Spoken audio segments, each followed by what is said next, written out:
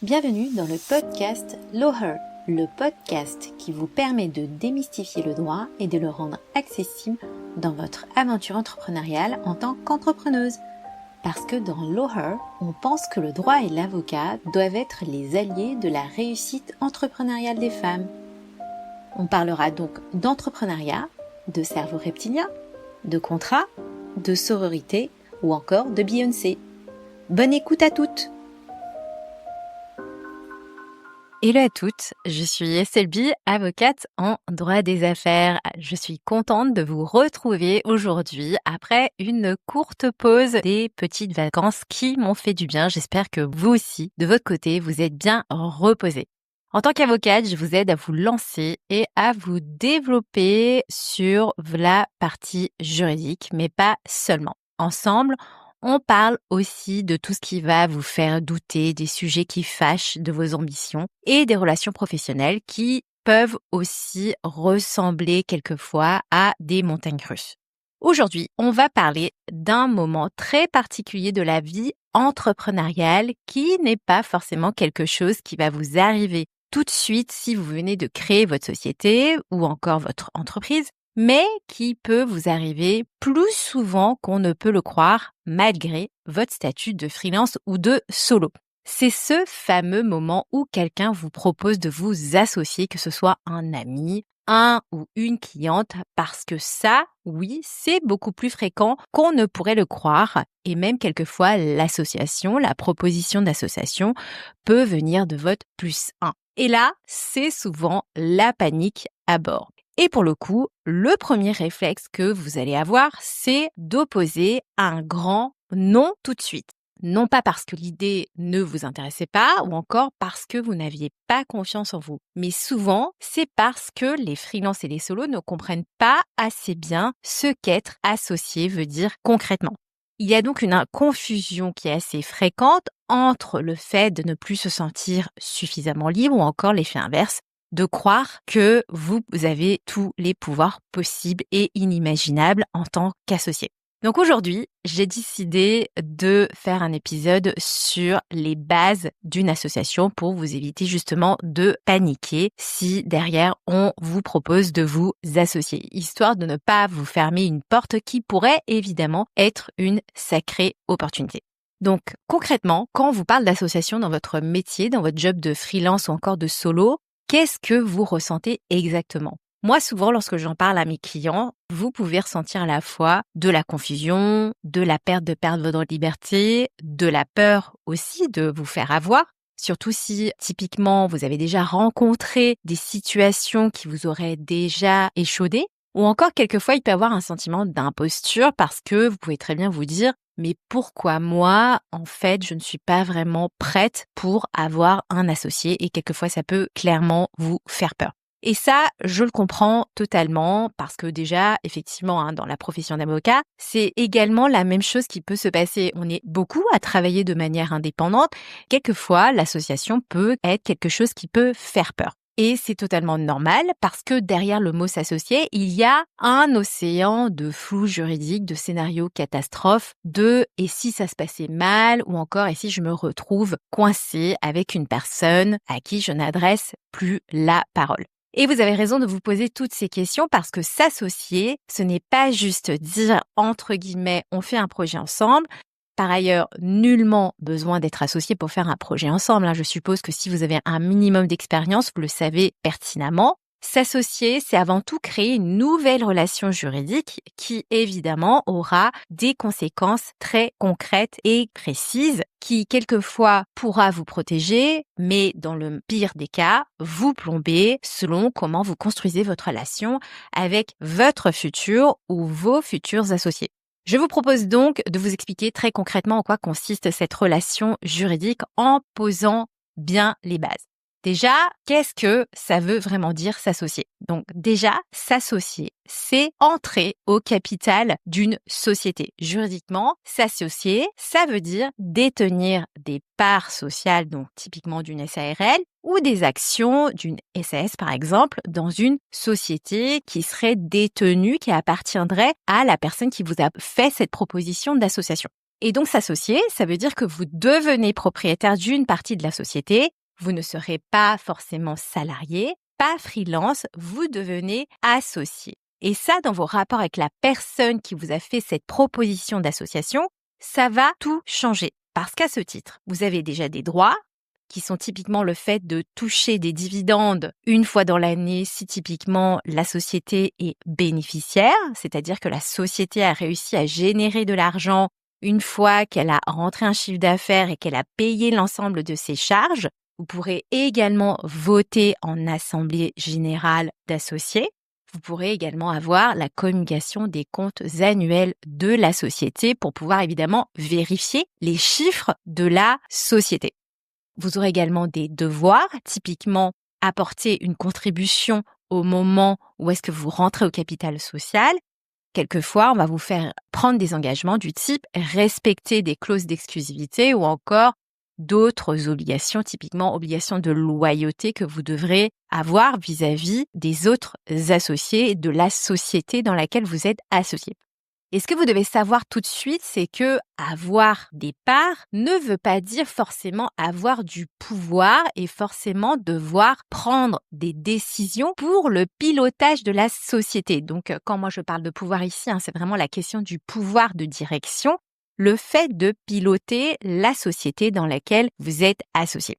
Autre nuance que j'aimerais apporter aussi, donc effectivement, souvent lorsque moi de mon côté j'aide les freelances ou encore les solos à s'associer, on va souvent leur proposer à mes clients entre 10 ou 20% par exemple du capital social de la société dans laquelle on leur a fait une proposition pour les embarquer dans l'histoire entrepreneuriale, dans l'histoire de la société qu'ils vont intégrer.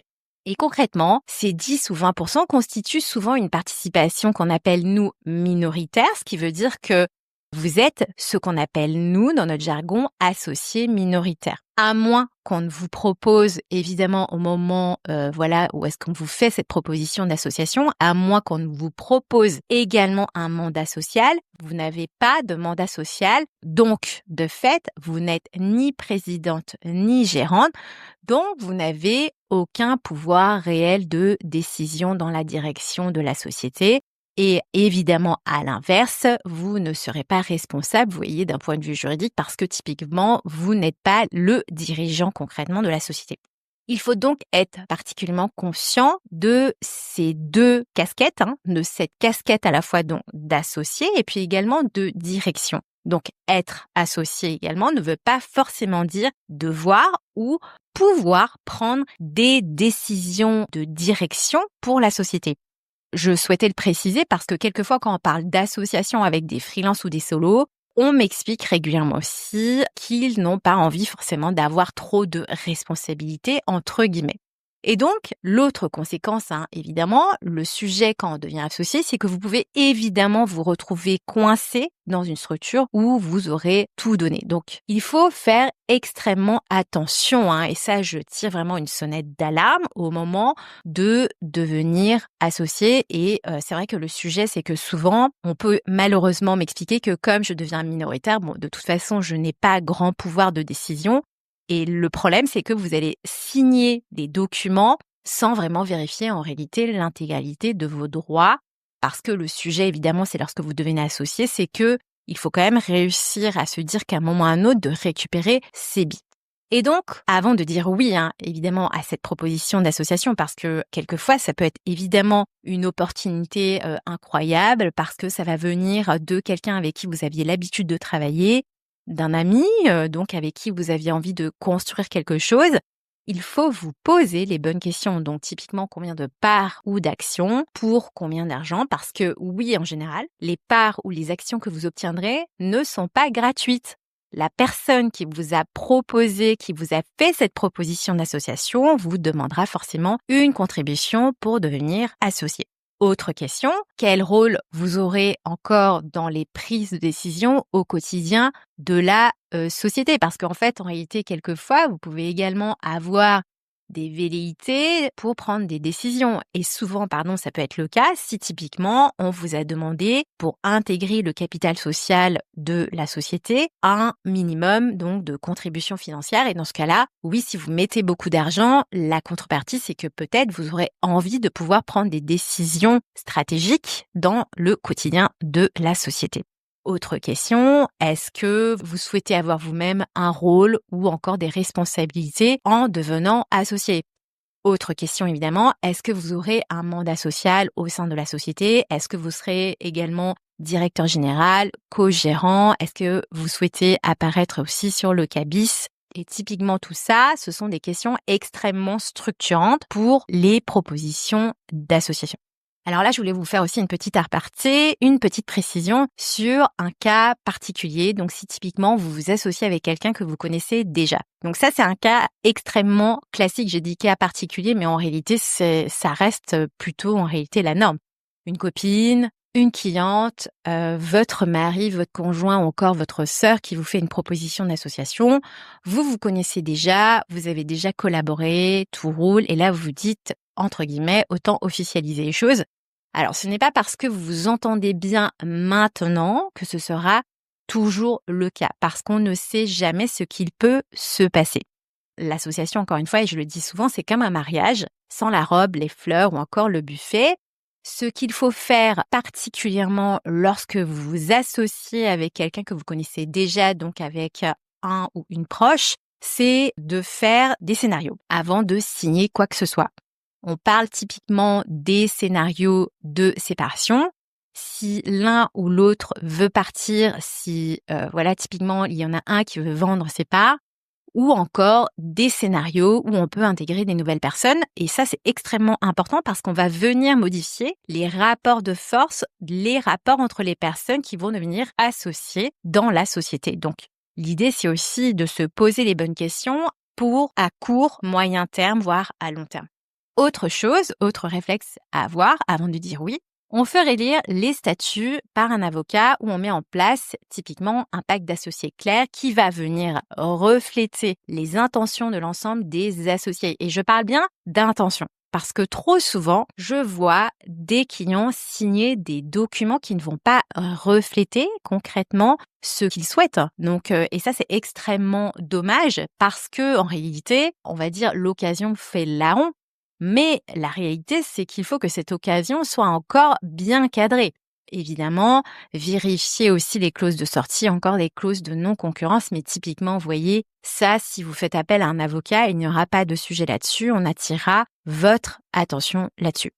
Et puis autre chose, évidemment, si vous vous associez avec votre compagnon, double alerte, il y a la question évidemment du mélange des sphères pro et perso, et puis évidemment la question du régime matrimonial. Et quand je dis régime matrimonial, en fait, le sujet, ce n'est même pas de savoir typiquement, vous voyez, si vous êtes déjà marié ou pas, parce que évidemment, même si à date vous n'êtes pas marié, il y aura sans doute des modifications à faire avant ou après. Et il faut être extrêmement conscient de ce qui peut se passer pour vos droits, pour votre argent surtout, parce que là, il y a un vrai sujet. Donc, parce que souvent, lorsque vous vous associez, vous devenez associé. Il y a donc des questions d'argent qui vont se mêler à des questions donc d'amour, de divorce potentiel ou encore de séparation. Donc, avant de dire non ou oui, retenez qu'il faut poser les bonnes questions. Avant de refuser une association par peur ou par confusion, demandez-vous, qu'est-ce qui me fait peur? Est-ce que c'est le juridique, l'engagement? Est-ce que je comprends vraiment ce qu'on me propose? Que ce soit en termes de pouvoir, de responsabilité. D'un point de vue financier, qu'est-ce qui va se passer? Combien d'argent je vais devoir mettre dans la société pour devenir associé? Si je travaille pour la société, est-ce que je serai rémunérée? À partir de quand? Ou est-ce qu'on se contente de dividendes distribuables une fois dans l'année? Qu'est-ce qui est prévu pour le cadrage de cette proposition d'association?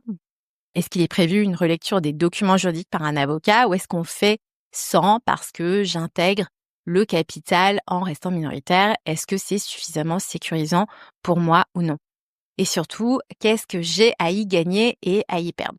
Donc, vous l'aurez compris, s'associer, ça peut être une superbe opportunité, mais pas à n'importe quel prix et surtout, ne pas comprendre juridiquement ce que ça implique, ça peut être extrêmement préjudiciable pour vous Et ça ne doit pas arriver parce que ce sont vraiment vos intérêts qui sont en jeu.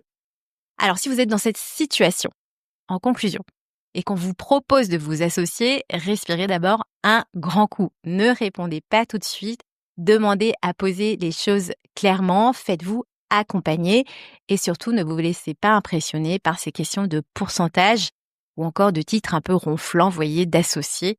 Parce qu'évidemment, votre avenir professionnel ne se joue pas à pile ou face. Si vous avez besoin d'un regard extérieur, d'un accompagnement pour comprendre ce qu'on vous propose, je suis là pour ça. J'ai par ailleurs une offre justement pour faire le point sur un projet d'association. Je vous mettrai le lien dans le descriptif de l'épisode pour une prise de rendez-vous. Évidemment, en 1h30, on fait le point sur ce projet d'association et vous repartez avec des conseils pour bien négocier votre proposition d'association. Je vous remercie pour votre écoute et je vous retrouve la semaine prochaine pour un nouvel épisode de l'horreur. En attendant, partagez autour de vous et surtout, portez-vous bien.